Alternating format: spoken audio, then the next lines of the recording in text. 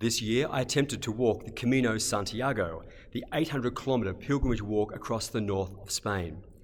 The first day was fantastic, but by the end of the second day, just 50 kilometres in, I had severe shin splints, which is an inflammation of the tendon running from the foot through the ankle to the shins. I iced up and strapped up and hobbled on for the next 3 days, but by day 5 it had become excruciating and I couldn't walk anymore. I stopped in Pamplona to stay in a hotel for a night, and I met another Australian man who said, yes, I've got the exact same injury. He said, I've been waiting here for 4 days hoping it'll get better, and it hasn't, so I'm flying out tomorrow. I've given up, I'm flying out. And my heart sank at the possibility of having to wait for days upon days in a hotel on my own in Spain without even knowing whether I would even get well enough to continue walking or not. So I gave up hope and I just quit. I got online and changed my flights to fly home the next day. I phoned my sister to tell her, hey, I'll be home in 2 days, and she was so disappointed for me. She kept saying, isn't there any other way you can continue? Can you rest? Can you ride a bike? Can you do this? Can you do that? But I just couldn't see it. I had given up hope and I just wanted out of there. So I messaged a friend of mine, Mikey, a British guy I'd met in the first few days of walking, to tell him, hey mate, I'm injured and I've given up and I'm going home. And he straight away messaged back to say, hey, I'm injured too, and I'm staying in Pamplona. Let's meet up and have a drink to say goodbye. So I met up with him, I thought to say goodbye, and he told me he had the exact same injury I did. But rather than giving up, he was just going to rest for 1 day and try and keep going the next day. And he said to me, Jim, I urge you, don't give up. You can do this. I can do this. He said, why don't we do it together? He said, why don't you walk with me? And we're both injured. We'll have to go slow. We might need to take rests, but we'll do it together. And that changed me.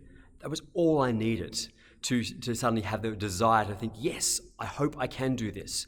I think I can. So I got back online and rechanged all my flights back again to push them back to a month later so I could continue walking.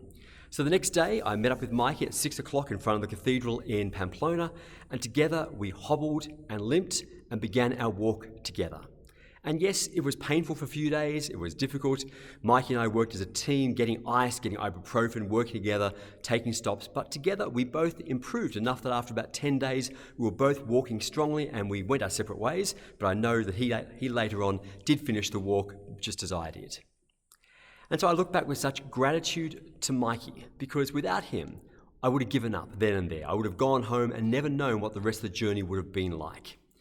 And I tell you this story here at Christmas because I think what Mikey did for me is actually a great analogy for what God has done for us in sending Jesus to earth, which we celebrate here at Christmas.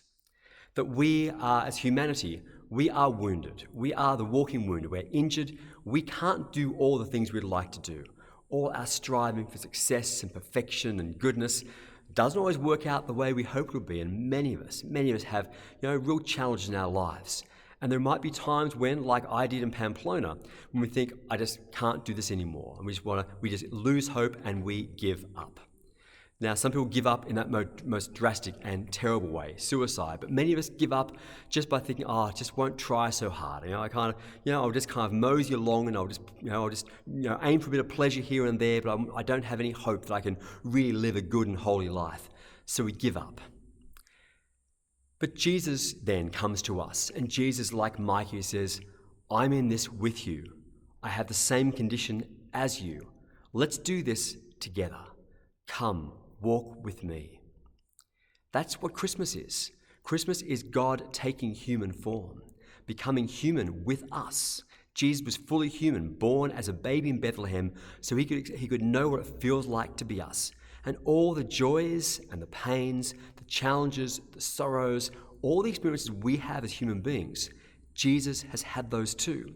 He knows what it's like to be us. So he can say to us, I will do this with you. I know what it's like. Come, walk with me.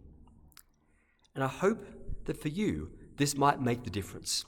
Just as for me, my sister on the end of the phone, on the other side of the world saying, don't give up, didn't really change my heart.